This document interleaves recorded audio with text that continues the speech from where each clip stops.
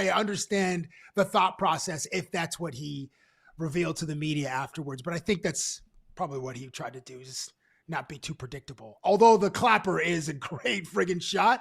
It's just that John Gibson was having such an incredible game that is this going to beat this guy? My thoughts. I don't know. Well, you know what? The Robert Reichel penalty shot, slap shot still lives rent free in my mind. The playoff series against the Philadelphia Flyers. So I don't know if I ever want to see another Leaf take a slap shot on a penalty shot, to be quite honest. What? But Laughton is electric with it. He's like elite with I that know. shot. That's well, his you can blame superpower, Robert bro. Reichel for this. Okay, fine. Oh my gosh. Well, Cabbie, you wondered what he may have said to the media after. Here's what Scott Laughton had to say. We had our fair share of chances to pot one, and that's what it comes down to at this time of year. This is how tight it's going to be throughout the rest of the year, and we'll learn from it. And got a point, but it wasn't good enough tonight. They're going to learn from it. They're going to move on. And you know what I'm learning this morning? That the Leafs potentially are dealing with even more injuries than we thought yesterday. OEL left the game, but Chris Johnson reporting that there may be some more concerns surrounding Brandon Carlo, who tweaked something as well. So after the game, Coach Craigie B was unable to give an update on OEL, who left with a lower body injury quite early in the game. They are off today, so the earliest we'll probably hear something is Friday. But now Chris Johnson reporting that it looks like Brandon Carlo tweaked something as well. So this is bad. And the danger zone. I was going to ask you, I feel like the dog in the meme where it's just like everything's on fire. Yeah, this is fine. This is fine. Yeah. This is not fine. Okay, this is not. They barely got any defensemen left. They lose two more. I mean, you lose OEL and you lose Brandon Carlo. I mean, man, it's gonna be tough sledding all the way through. Seven games left until the Olympic break. It can't come fast enough for the Leafs, but they've got to find a way to get results until then. Is Morgan Riley gonna have to skate 30 minutes a night, bro? Yeah. And Troy from Richmond, who else? I don't know. Left? I don't know if Jake McCabe played 28:55 last night, I think, and Troy was over 25 minutes. Yeah. Craig Berube is trying to extract blood from a stone right now with how much he is getting out of those guys, and he's gonna have to ask them for more because there's no ready-made replacements. There's too many guys on the IR right now, and again, like you lose last night, and it's not the end of the world, as I said yesterday. On the must-win game-o-meter, it was pretty high. It was like, well, if you lose this one, you've got less pathways, is the way that I would put it. You lost that one, so now you've got fewer pathways to the playoffs for the Leafs. I look at the top three in the Atlantic, and it's too far gone. Like, you're just not catching those teams with 30 games remaining. The Leafs haven't showed us at all through 50 games this season that they can play consistently enough to make up a 8, 9, 10 point gap that they've got on those three teams at the top of the Atlantic Division. So now, with that pathway closed to your path to the playoffs, you're looking at Buffalo, you're looking at Boston, you're fighting with the Penguins for those wild card spots, and it's going to be an absolute grind to get to 95, 96 points for this team. And it's made all that much more difficult when you've got these injuries to deal with. Boy, we should give some love to Scott Laughton, though. He did score the lone Toronto goal on a beautiful tic-tac-toe play, and he was fantastic tonight. Other than that one, that penalty shot, like, you just made great reads, just played with unbelievable intensity.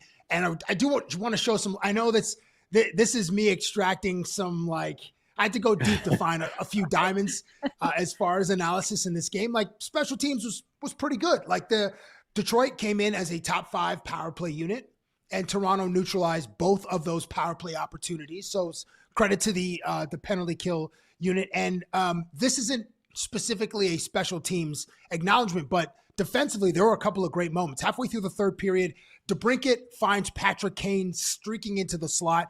There's outstanding defense from Bobby McMahon and Jake McCabe to tie him up, to take away a prime scoring opportunity. In a one-goal game, like, all these moments really count. And then under 2 minutes to go, the Leafs were struggling to clear the zone. Lucas Raymond had the centering pass to Marco Kasper, and it was broken up by Troy. I keep calling him Troy from Richmond because Dan is from Troy Stretcher. But Yes. Dan has now planted the seed that we call him Troy from Richmond on this show, which dovetails to Joseph Woll, who was the best player on the ice for Toronto in my estimation. He had 39 saves on 41 shots. The bro was just absolutely swarmed in the first period. Maybe this is the reason that Brandon Carlo was out, but like he took in trying to play defense for his goalie, he took a shot off the back from Patrick Kane, who was just in tight, just right off the.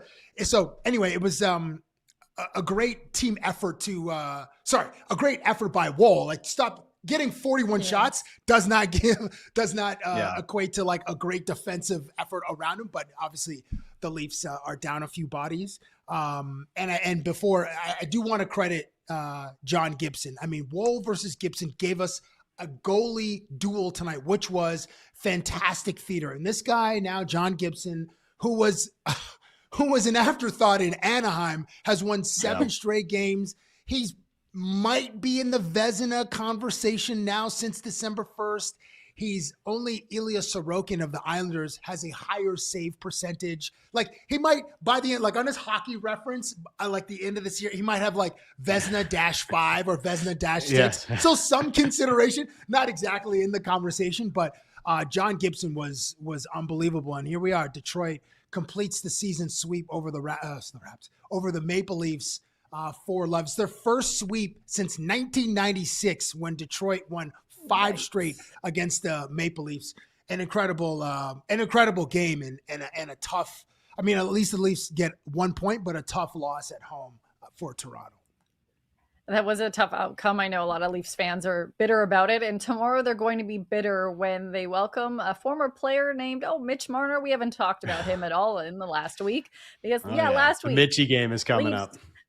It's finally here. This is a moment that fans have had circled on their calendars. Something that surprised me a little bit was during the game they played in the intermission, a little bit of Bo Bichette's interview. He is now a Met. Yesterday was his big introductory press conference, and there was boos that happened for Bichette. So that made me think of how bad it could get in Leafland tomorrow. Joseph Woll was asked about this after the game. I would hope it's a warm welcome. I know he has nothing but good memories here, and I think the fans have experienced a lot of good memories with him as well. So he's a great guy. It's unfortunate he's not with our group anymore, but I mean, I think hockey is a place of respect, and I hope that the fans pay him respect. And I can't speak for everyone. I don't know how everyone feels, but just with playing with him, I know he's been an unbelievable guy, and it's going to be emotional for him. Sound like he was getting emotional for Joseph Woll there. That's one thing that we haven't really considered is like how Mitchie is going to absorb the boos, because like he's a human being, and he spent like he grew up a fan of this team, and he got to live out his childhood dream playing for it, and then obviously things didn't go according to plan, and they never made it to a Stanley Cup final or anything like that. But like Mitchie's gonna have to have, I don't know, something out of Game of Thrones, like a 700-pound suit of armor to really not absorb that energy that's going to come from 19,000 in Scotiabank.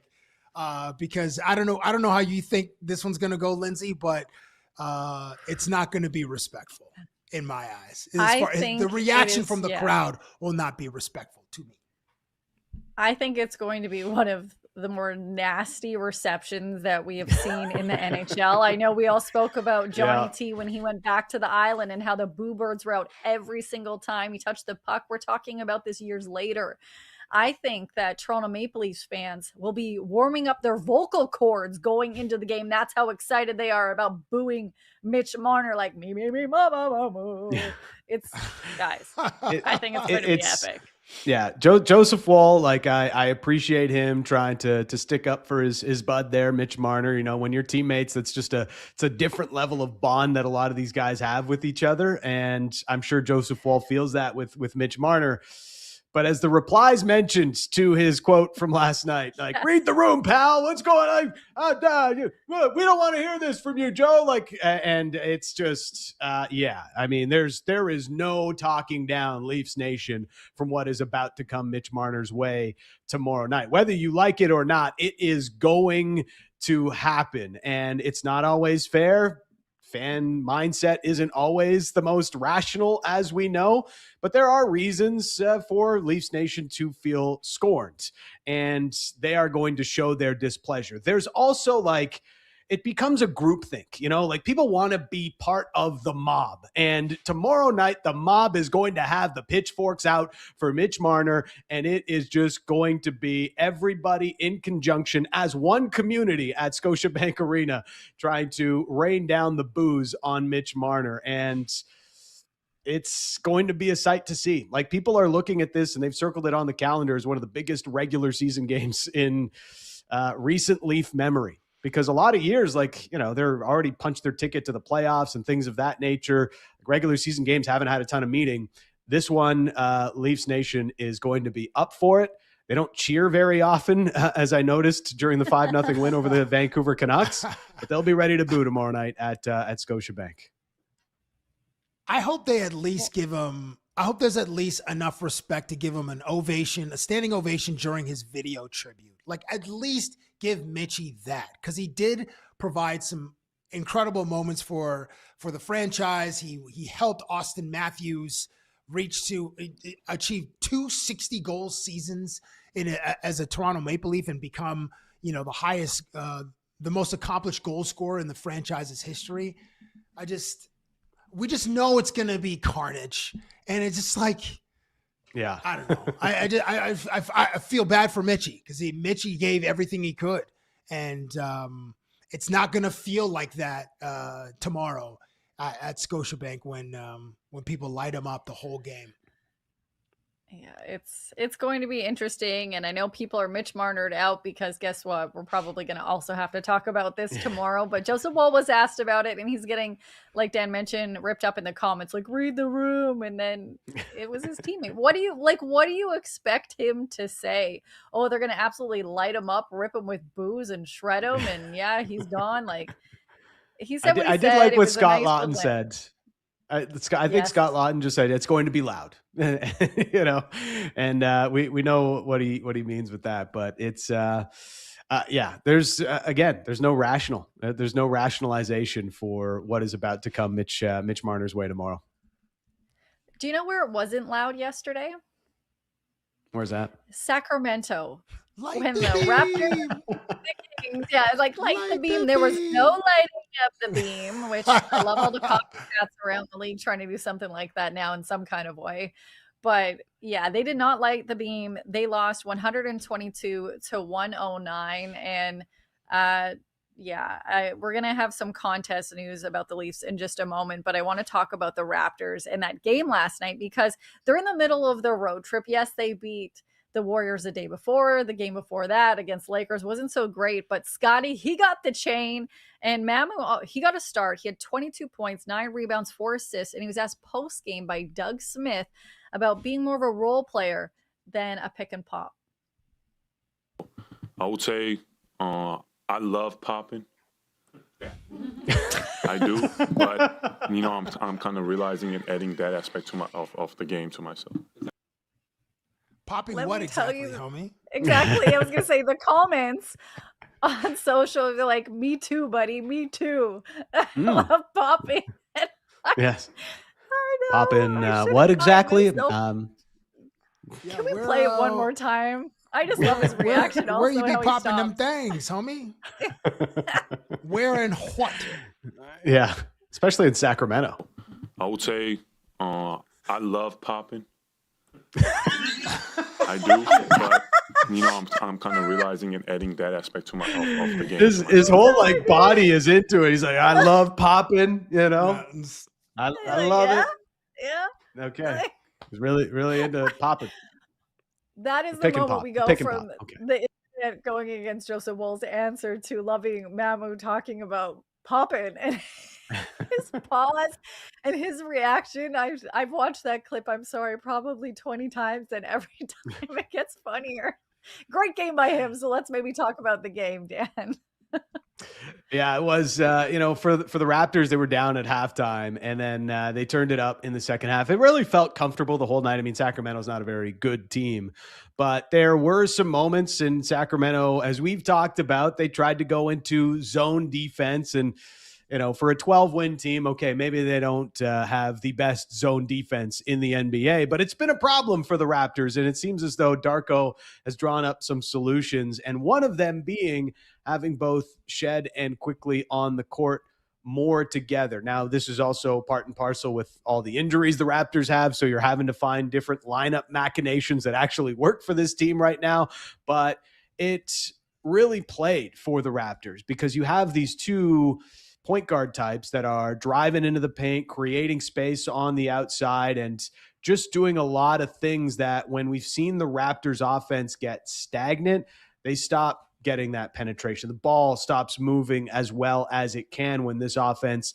is humming, and having them both on the court, maybe having Quickly playing a little bit more of a different role rather than the main ball handler that Shed can be. It just provides a different look for the Raptors and a different look for their opponents that I'm not sure they know how to deal with. And it makes them a lot faster too on the court, which, dealing with that speed and transition can be difficult for teams. So I really loved some of the moves that Darko did to get this team working on some of the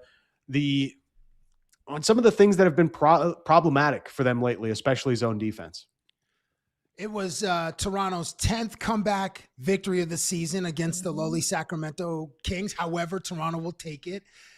There was a dominant third quarter. Toronto outscored Sacramento 43-21, and that was really the difference in this game. Jamal Shed scored 15 in the third.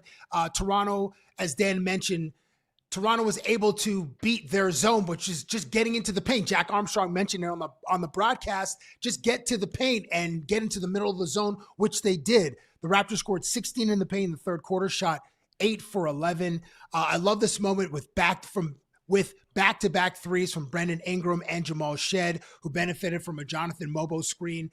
Raptors were up 76-70 at that point, but it was just like the offense was humming in the third quarter.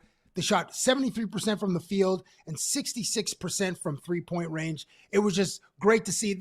As Dan mentioned, it didn't feel like Toronto was challenged all game. The fourth quarter, Sacramento did get back into the game and made it more difficult, but you never really felt like Toronto was going to lose this one. And in the fourth quarter, I do like how Grady Dick had he had a steal from Malik Monk, goes coast to coast we've seen this play from Grady, I think in 3 or 4 games now, just great on ball defense, going coast to coast with that nice layup. It was part of a 9-0 run at that point. Toronto, last thing, for 16 turnovers, converting them into 25 points. Nice win by Toronto. Need that confidence boost, and the team is playing with confidence, even though the team is kind of like the Toronto Maple Leafs. Their counterparts in another sport are just suffering. Just every game, there's like an injury, or like someone's getting either a thumb, thumb wrap, bent back, or someone's rolling an ankle like Jamal Shed did last night. I'm sure the Raptors just can't wait to get to that All-Star break so guys can just rest for a week. And we're not talking about you, Scotty Barnes, or Brandon Ingram, because you guys have some work to do during All-Star weekend in LA. But a nice victory, 122-109 for the Raptors. And hopefully CMB, who hopefully will be in the Rising Stars competition. But you mentioned how, you weren't a fear that they were going to lose. Or you didn't think they were going to lose. I was a little nervous going into half when then they were leading and then they were down by 9. You're like, what are they going to do? Jamal Shed, who, yes, we are Shed heads here. He had some sloppy moments on the court that did not help their play. But like you mentioned, he was able to come back, have a great moment. And then Scotty going off, getting, I think, 14 of his 23 points in the third quarter alone. This is his 5th consecutive game of 22 points or more. So I know a lot in Raptors land. Happy to see how Scotty has been contributing, but I was nervous for a moment. I didn't think they were going to lose, but when they went down at the half, especially to the team that the Kings have, which even in the chat, it was mentioned, they have a really weird team that Yeah. in one way, like, you just want this organization, the fan base, that just to have something nice. And it's like some of the moves and plays that they're having, like, well, what are you guys doing? Do you know what basketball is? And Yeah. I just There hasn't and been you too also many have to- like relevant Sacramento Kings teams, right? It's like you're thinking about, you got to go like Vlade Divac and Peja Stojakovic in like Within the 21 or last couple 22 years. with Yeah. when Like, De'Aaron they had a Fox cameo and about Sabonis as- were balling. And when they first started lighting the beam, that team, I think they made either the play-in one year and then were like the 7 or 6 seed another year. They had a couple the of cameo, years where they were in the playoffs. The cameo lasted about as long as Will Ferrell's cameo in Wedding Crashers. Okay, that's The that's yeah, that's basically how long the Sacramento Kings relevancy lasted in the last few years. Get See, Webb Sabonis for out life. of there. Someone help Sabonis get out of there. And I don't even know what I saw him in street clothes. I don't even know how he's injured, but maybe it's like emotionally. But bro needs to get out of there as soon as possible if he can. And that vibes of get me out of here, get somebody out of there. I can tell you pretty much the entire Raptors roster felt 20 years ago as we celebrate I don't know if we're celebrating this actually, the 20th anniversary of Kobe Bryant dropping 81 points on the Raptors. If you're a Raptors fan base, maybe not so much anybody else. It was a historic moment. And it just, let's take a little listen to that iconic game from Kobe.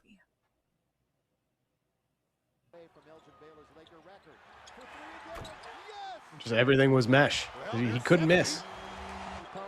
I think he took like scored 55 40 something shots. Half. Yeah. Everybody was getting cooked. He put up over 40 shots. It was like 47 or 48 from the field. He was just like on a mission. And then he's just like, once you see the number keep going up and up and up, he's not going to stop shooting. Walks off with the busted finger, index finger. Here it comes. Hand in the air.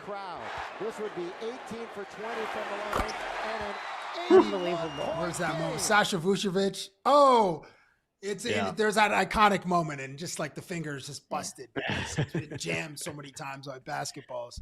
What a performance! I feel like Raptors fans look back with a measure of respect. Like, we got like smoked. Kobe put up the second highest point scoring performance in the history of the NBA. But it's like we kind of almost wear that like a badge of honor now. Like, it is Kobe being Bryant. It was like one of the legends, the icons of the game doing it to us. At the time, obviously it didn't feel good. But I think now looking back 20 years later, it's like, that was us. That's we were a part of that story. We were a part of that moment. And I don't feel that bad about it.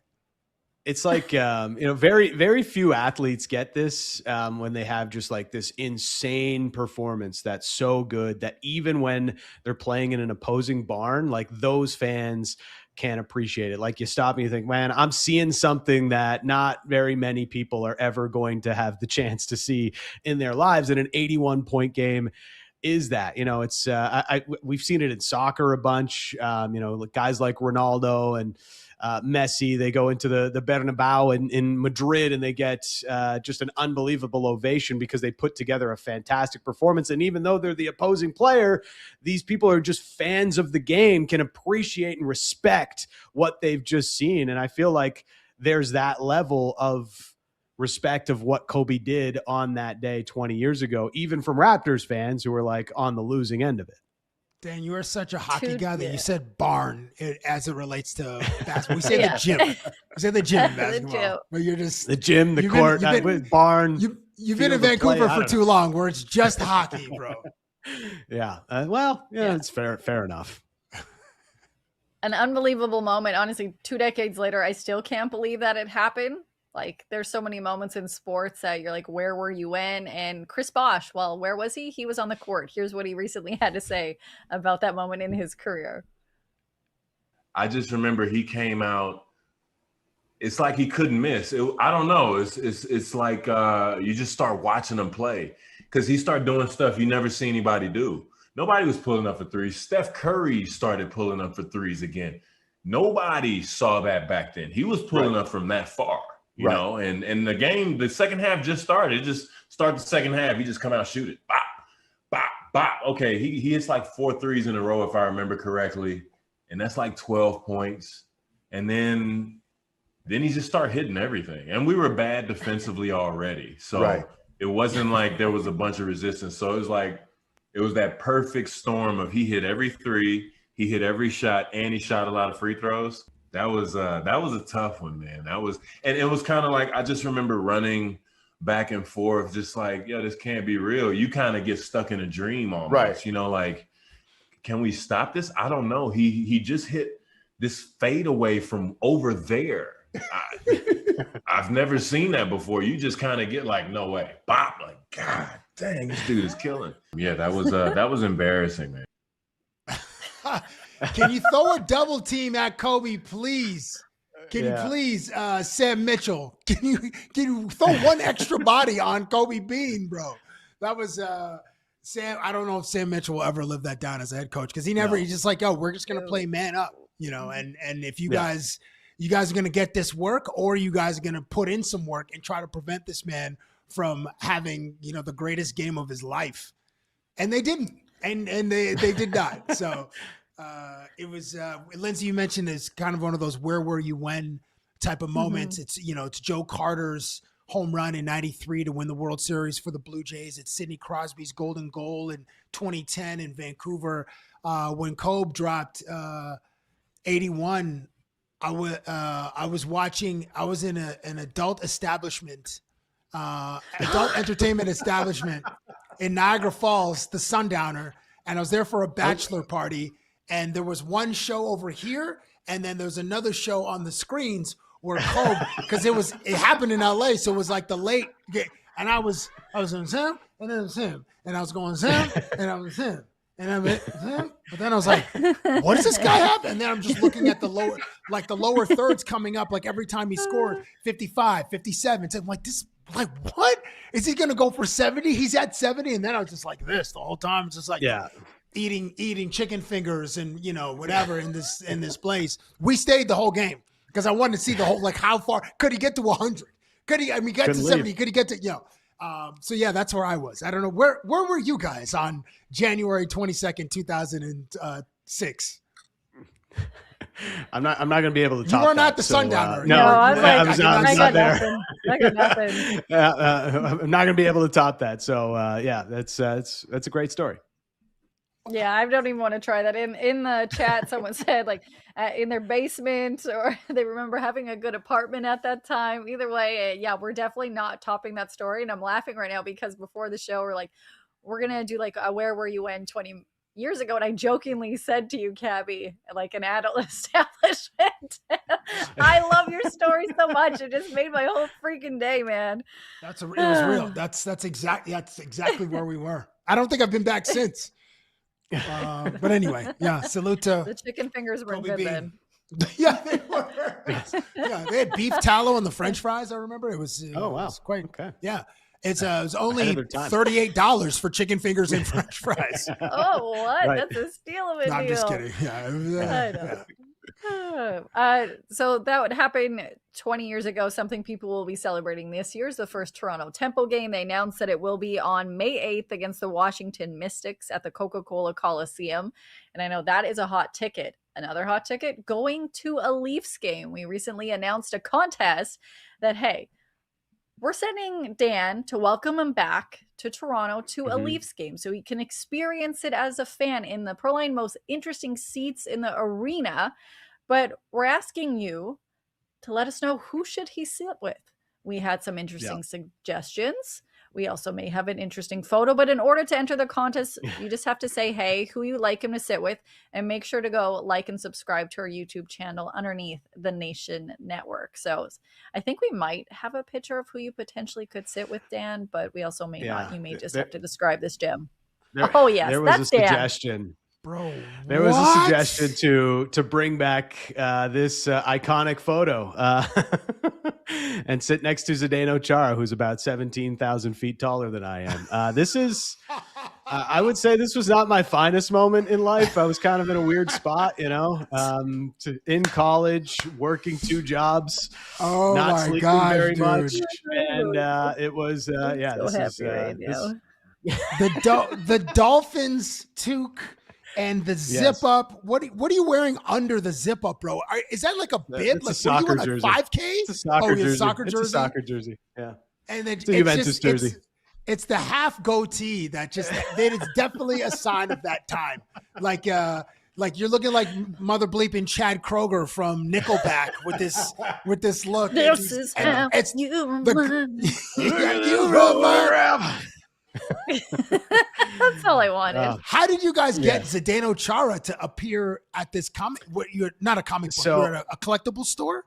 I used to work at a sports shop, a collectible store. Who you could see the logo in the background still exists, still around. And when teams would roll through and they had an extra day in town, they try to set up autograph signings. And at that time, the Bruins were rolling into town.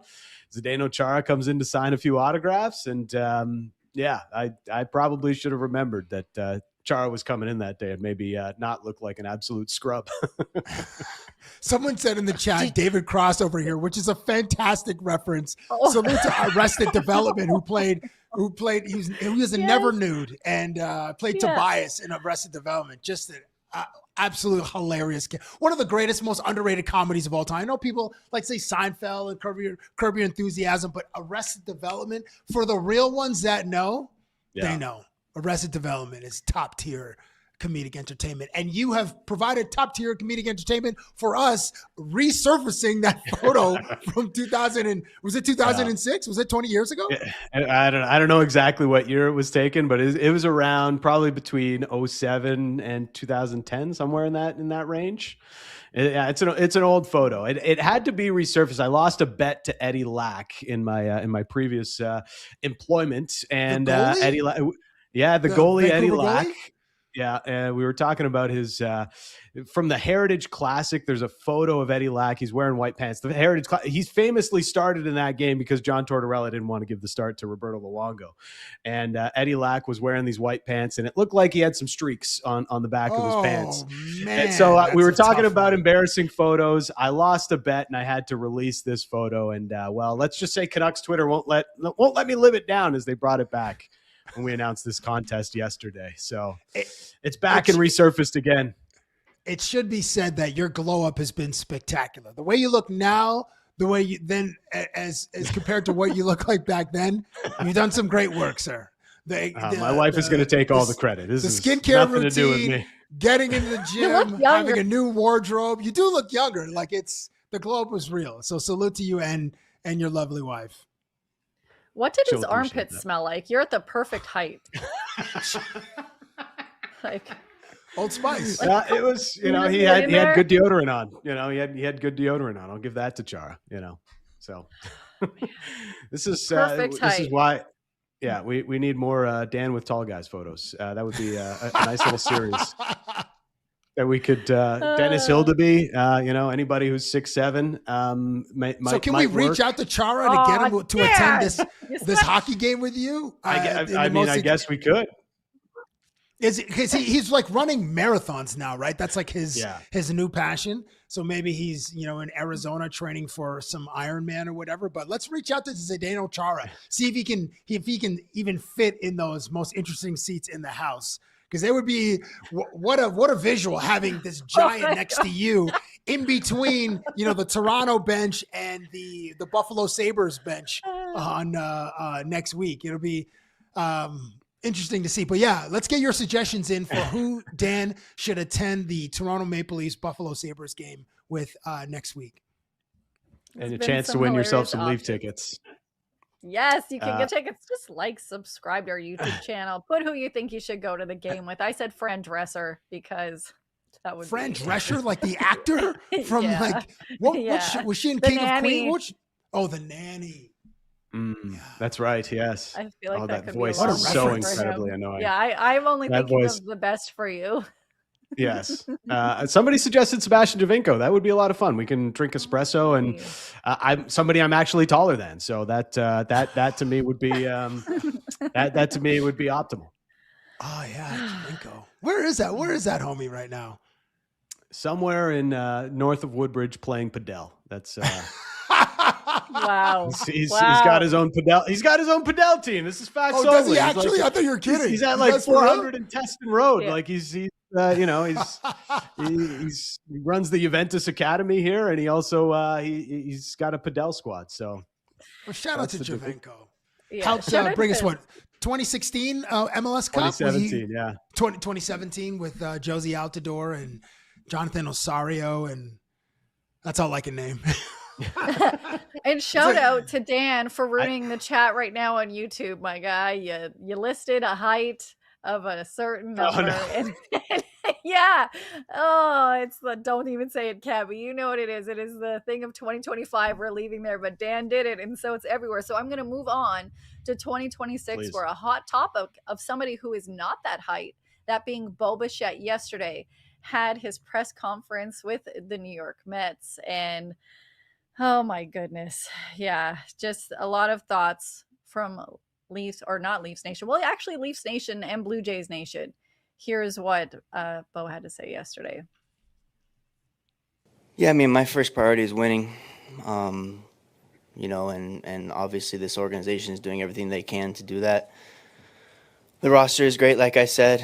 And then on top of that, just, you know, playing in front of fans like this is pretty cool opportunity. And, yeah, I'm excited to get out there. Bro, as soon as he goes into a cold streak, those fans that you're praising now, they're going to let you have it because you're in New York, big fella. I mean, Lindsay, I know you were very you're always very generous in interviews, and you have you create a fun space and a safe space for athletes to show their personalities. He's not getting that in New York City. Like, you had a nice He's getting a new Toronto, asshole. Yeah. Yeah. The day that he doesn't play good, he's going to get ripped a new asshole by the media there. Pardon my language. I don't know if we're allowed to say that, but also by the fan base. It's not going to be pretty. Yeah, we're on the internet. Anything goes. It's not going to be pretty. And yeah, let's keep rolling with the Bo clips for some reaction for those who did not sit through it. We'll go with this quote, actually. He was asked about how long it took him to get over Game 7 of the World Series with the Blue Jays. And he said, I don't know if I have yet. This is probably helping. But yeah, to be that close, you never know when you're going to get that opportunity again. But I think this team has an opportunity to help me get there. Does anybody remember what happened last season? Yeah, you realize you were so close. You were like IKF getting to home plate. Ball getting stuck in the wall. Yeah, you're Andy Pajes and not making the most ridiculous catch in World Series history, probably. I don't know. Like, I know guys are going to say things when they get to this introductory news conference, and it maybe doesn't live in the reality that we'd like it to live in at times, right? Like, Bo Bichette's not going to go up there and be like, why'd you sign with the Mets? Because they gave me $42 million. What do you think? I was going to say no? Like, yeah. I would love for someone to be that honest. Yeah. They gave me an opt-out after year one and $42 million. Like, why would I say no to this? Nobody's going to go up there and say that, as much as it would be maybe refreshing for a lot of people. But it's obvious that that's the main reason he is signing with the Mets. The winning part, you were in the World Series with the Blue Jays. I mean, it doesn't get any closer to being on a winner than the team you were just on. Mets didn't even make the playoffs. And I know they're having a pretty good offseason. They just got Freddie Peralta from the Brewers. They also they got Louis Robert from the Chicago White Sox yesterday as well. So they've stacked themselves pretty well to try and make a charge back to the playoffs after missing last year.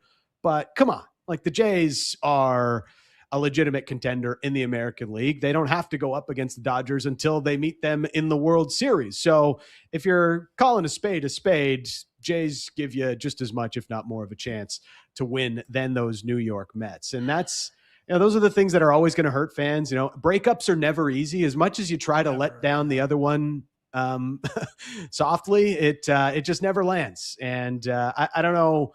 I don't think Bo will get the boos that he got at Scotiabank Arena last night in June, but I would hope not. But we'll see what happens. Anything's possible. I think he might. I actually think the measure he will of the after that heat. press I think I'm with conference. Lindsay on this one. If you guys are on the booing side of this conversation, then it's probably not looking good for Bo. But I'm just saying, after that press conference, so yesterday, I posted a photo saying this is going to take a while to get used to, because I've covered Bo's entire career with the Toronto Blue Jays. So for me, I'm like, oh, that's a little weird seeing him in a Mets jersey. He can go wherever he wants. Any player can.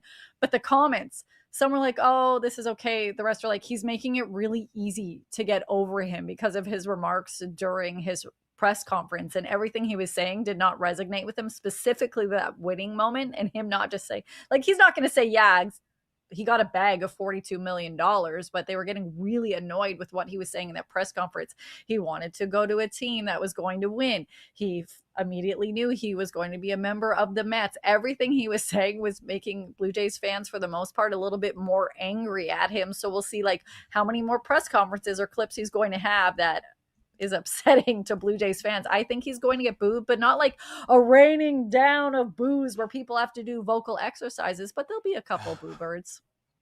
Mostly because of that press conference. The thing with baseball is the fans get the opportunity to boo him 4 times a game versus Mitchie will experience every time he touches the puck, the way that Tavares was booed in Long Island when he returned with the Toronto Maple Leafs.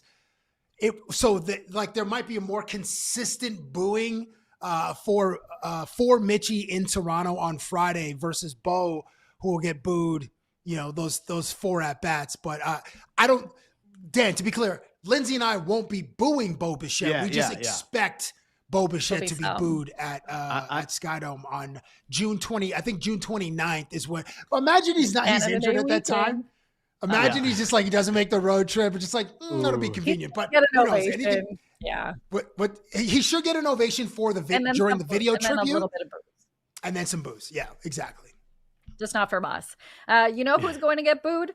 Kyle Tucker. He also had his presser yesterday, which, by the way, ultimate chess game by the New York Yankees announcing that Bellinger signed a deal during Bichette's first press conference and introductory as a Met. I like it. Well done, guys. I love the pettiness.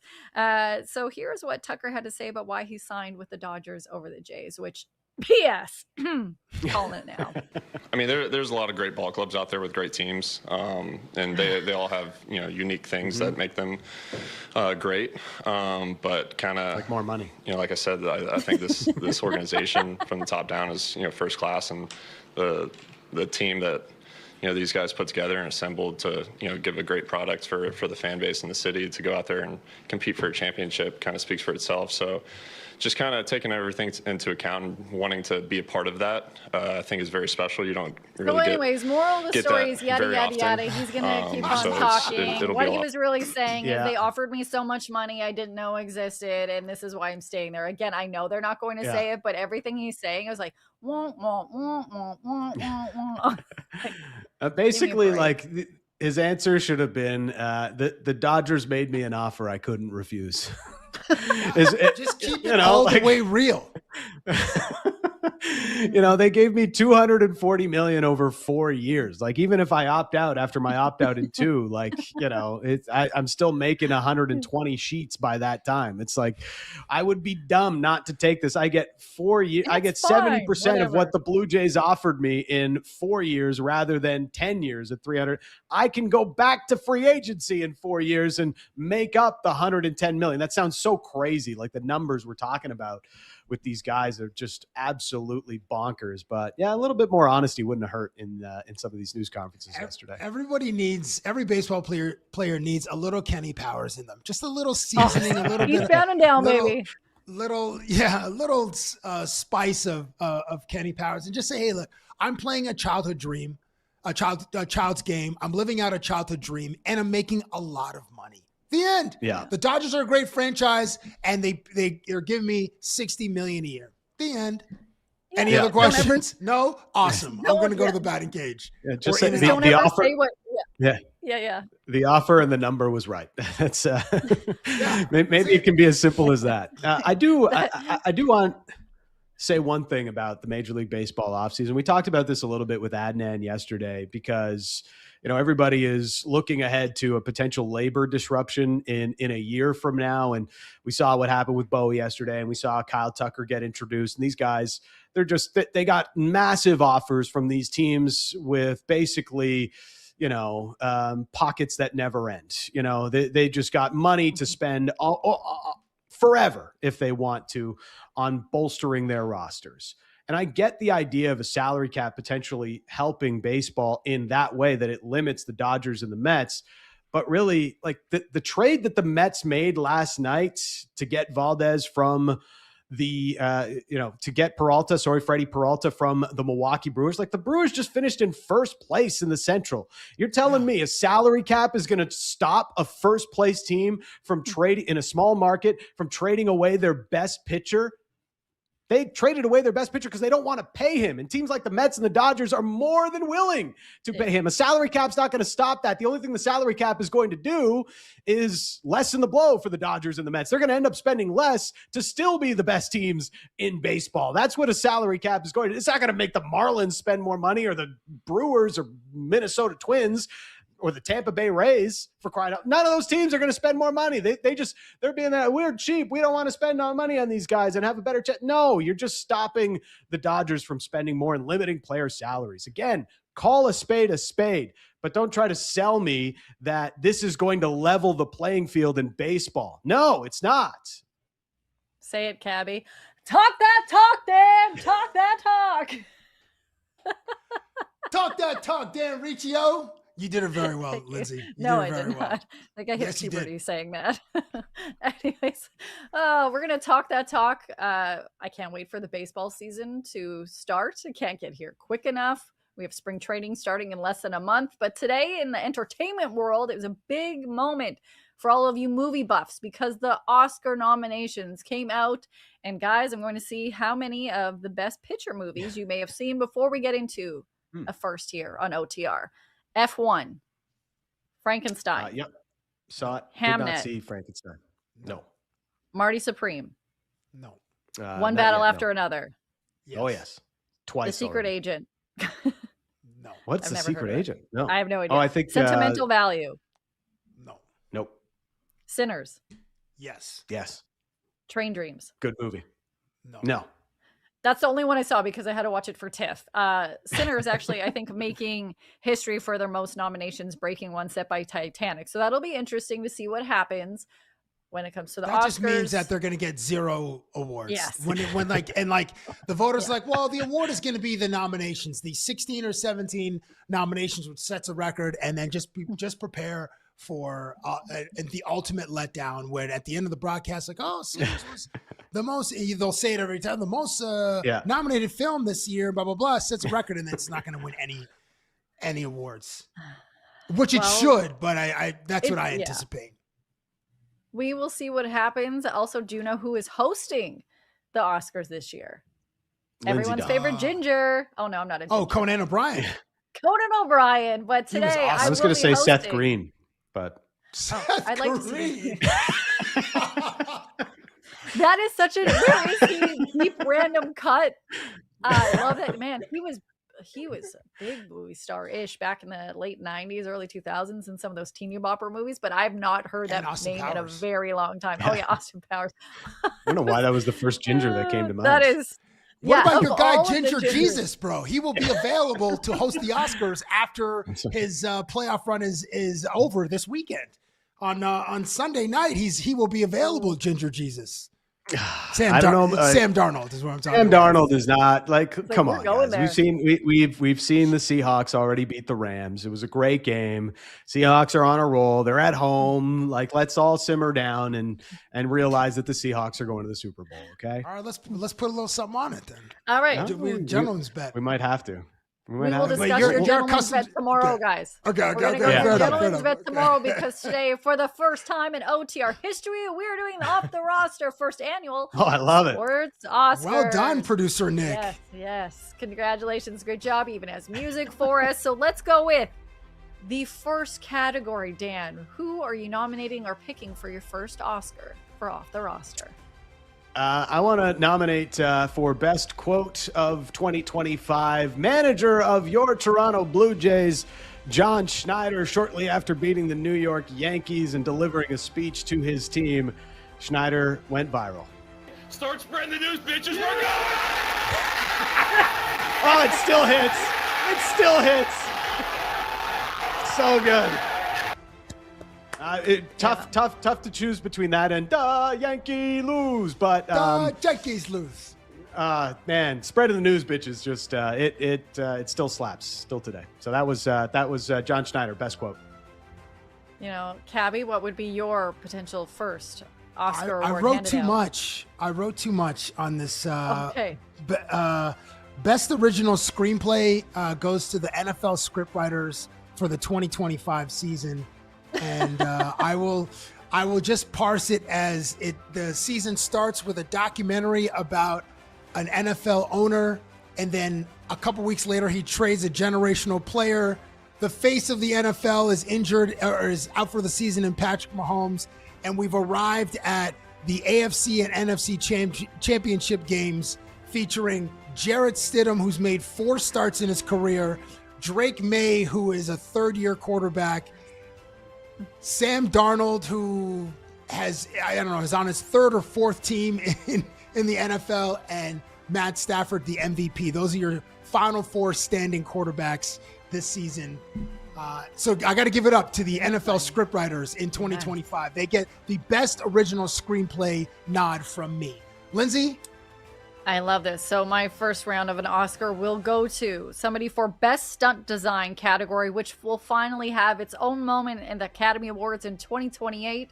And I award it to Dalton Varsho for my favorite regular season play of Off the Roster Academy Award. I had to think, like, what is the actual word for the Oscars? Academy Award. Dan, what is round 2? Who are you giving an Oscar to?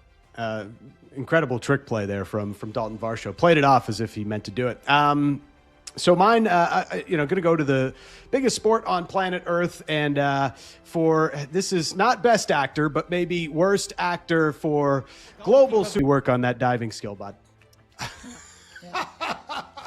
Nice punctuation. Also in the best actor category, I'm going to read a little bit here. Tyrese Halliburton, fueled by a dim light on the international stage of the Paris Olympics, seldomly touching the floor, playing only 26 minutes in 3 games. Tyrese Halliburton set on a course of a modern-day Greek tragedy. Halliburton drives his team to the 4th seed in the Eastern Conference. An anonymous NBA player poll in the Athletic giving him the dismissive title of the most overrated player in the NBA is released during the NBA playoffs, and inspired by a scene in the movie Gladiator, Tyrese says, "On my command, release hell." So Halliburton releases hell, unleashing 4 game-winning shots in the playoffs, dismissing the Milwaukee Bucks, dismissing the Cleveland Cavaliers, dismissing the New York Knicks, and then in Game 1 against the Oklahoma City Thunder, he unleashes another game-winning shot. Tyrese Halliburton then, with maximum hysteria and maximum pain, tears the soul via his Achilles heel, tears the soul of the fan base, the Indiana Pacers, and his own dreams by getting injured in Game 7, and Indiana loses the NBA Finals to the Oklahoma City Thunder. That arc, starting from Paris to the unfortunate untimely end of his season, is why I give Tyrese Halliburton the Best Actor Award in the first ever Off the Roster Sports Academy Awards. The final Oscar nomination for the Off the Roster Academy Awards. I need you at home, and I need Dan and Cabbie to help me decide for Best Musical Performance or Original Score. I have 3 finalists. We will start off by a performance by none other than the Toronto Raptors' Jamal Shead, assisted by Jacoby Walter. Take a listen. Oh, Canada, thank you. We stand on guard for thee. So that is option number 1 for Best Musical Performance in an Off the Roster Oscar nomination. Second, we have Best Interpretation of a Song That May Make Your Ears Bleed, brought to you none other than Steph Curry. And I'm free. Oh my God. Free fall.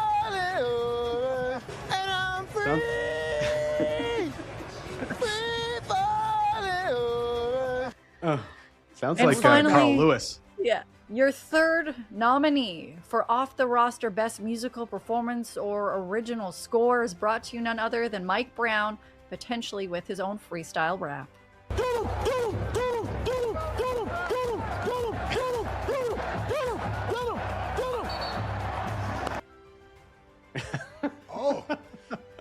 Oh, that was. And who would we pick in the top three? You have nominated for Off the Roster Best Musical Performance or Original Score, Jamal Shed and Jacoby Walter. Then you have Steph Curry and then Mike Brown. My vote's In the with chat, Steph. we have a- That was yeah. an abomination. Yeah, that was pretty bad. It's hard to not go with Steph Curry because he A for effort and also A for badness. The chat also agrees to congratulations to Steph Curry for winning the first Off the Roster Oscar award for your best musical performance. Oh, that was so bad. But now I'm hoping for a big win from you guys because it's time for your Proline pick of the day. When watching your favorite sports, make things interesting with Proline. Must be 18 plus to bet in store, 19 plus to bet online with Proline Plus. You must be in the province of Ontario at the time of play. Please play responsibly. Dan, you're up. Yeah, well, we are looking out to Edmonton tonight, where the Oilers are hosting the Pittsburgh Penguins, who will be on the second half of a back-to-back after winning 4-1 in Calgary last night. And I think the Edmonton Oilers are going to have their way with the tired Penguins. So we're going with a Zach Hyman anytime goal tonight against the Pittsburgh Penguins for the Edmonton Oilers. These picks are for entertainment purposes only. The Clippers had their 6-game win streak snapped in Chicago on Tuesday. The Clippers head home to face the Los Angeles Lakers tonight. In 2 games versus the Lakers, James Harden is averaging 25 points and 9.5 assists. Harden always performs better at home, and he steps up to play whenever he plays the LA Lakers. James Harden, double-double tonight against the purple and gold in Los Angeles. That is my pick of the day. Sorry, the chat, I adore the chat. Thank you for making us laugh throughout the show and continuing the conversation. You can join every Monday to Friday at 10 a.m. underneath the Nation Network on YouTube right now, saying they're torn between Steph's, actually say, big Tom Petty fan. I don't know how to react to Steph. But I don't know how you guys are going to react to this. So I was in Montreal, and anytime I go to a hotel room or I'm on vacation, I immediately go to the thermostat and I switch it. And this is the temperature I try to get it to or higher. So this is in Celsius. So 28 degrees Celsius, scorching hot room, which is around 82 Fahrenheit for anybody else listening. But yeah, 28 degrees Celsius. And I am getting absolutely shredded in my DMs right now. As you should. Are you kidding me? That's what you put it at? Yeah, that's a sauna. What do you mean? I tried to get it to 30 every time, and it wouldn't go higher than 28. So I was actually mad. I was like, "Come on!" How do you sleep at night? Like that's comfortably. That seems, like I'm in a nice little sauna. No, that seems very uncomfortable. I was living my best life. How do you even breathe at 28 degrees Celsius? That's like no AC in the middle of August, and your condo or your house is just scorching hot, just boiling, and there's no airflow. You're just cooking like a little burrito, and you're under your sheets there. Oh, it was great. I had such a nice sleep. I was so comfortable. I'm get called insane in the chat right now, but I just posted it because I was like, I'm so happy. I got to crank it up because my husband, he'll go and like switch it down. He's like, I can't breathe. It's too hot in here. The only time I will show mercy is if I see my dog panting. I'm like, oh, the dog's uncomfortable. I'll turn down the heat a little bit. No AC. Because your husband's a normal person that wants the room to be at a normal temperature. It was so much fun to travel with because I wanted to tell Dan for my 3:30 p.m. flight the other day. I left to go to the airport at 2:30. Just wanted to know. Nice. Oh, that's the best. I just wanted to see his reaction. I love it. Well, yeah. It's awful. It's so much stress. Why would you do that to yourself? I don't understand. It's just causing yourself anxiety that's not needed. Oh, no, I didn't have to wait around in the airport for a long time. It was delightful. And then finally, when I got to the hotel, I was in a nice little sauna. It's winter. It's cold out. They have what is that, the polar vortex or something happening in Montreal. I'm pretty sure that Toronto and Ontario has this as well. It was a wonderful sleep. I suggest tonight, everyone go crank your thermostat up if you don't have to pay for a lot of your power bill to 28 to 30. Let me know how you sleep as a little burrito. And I'm going to ask somebody this tomorrow on the show. And you know who that is? Somebody else from Regina, Saskatchewan. Mark McMorris. Yes, we have him on the show tomorrow. And I'm pretty sure he probably cranks it up to 28 degrees Celsius. Guys, I can't be the only person. Not a chance. No, I'm willing to bet money that he doesn't. He's going to think you're insane. Don't call me insane, because I am. Watch it. No, I'm kidding. Thanks for joining us for today's episode of Off the Roster. We'll see you tomorrow. 28 degrees for life. Hope you enjoyed this video. If you want more Off the Roster content, make sure to like and hype this video and subscribe to the Nation Network YouTube channel.